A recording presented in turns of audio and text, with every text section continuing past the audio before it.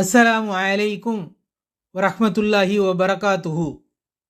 அன்பார்ந்த பெரியோர்களே, சகோதர சகோதரிகளே, ஃபஐன தத்ஹபூன இந்த வசனத்தில் உள்ள சொற்களின் பொருளை முதலில் தனியாகவும் பிறகு மொத்தமாகவும் கற்றுக்கொள்ளலாம் இன்ஷா அல்லாஹ்.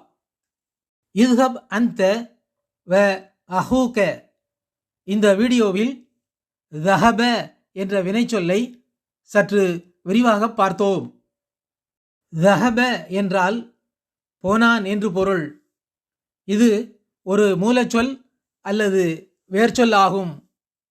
இதற்கு முன்னும் பின்னும் சுருக்கெழுத்துக்கள் இணைந்து நிகழ்கால வினைச்சொற்கள் உருவாகின்றது.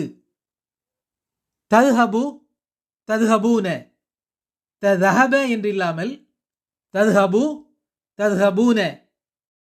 தத்ஹபு போகிறாய், போவாய். தத்ஹபூன போகிறீர்கள், போவீர்கள்.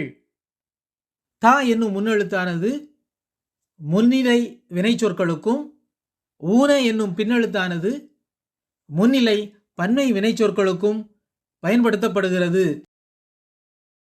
ஃப என்றால் எனவே, ஆகவே என்ற பொருளை தரக்கூடிய ஒரு எழுத்து அல்லது சொல்லாகும். ஐன என்றால் எங்கே என்ற பொருளை தரக்கூடிய கேள்வி சொல்லாகும்.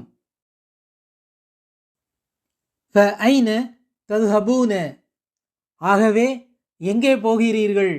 அல் குர்ஆன் 81:26.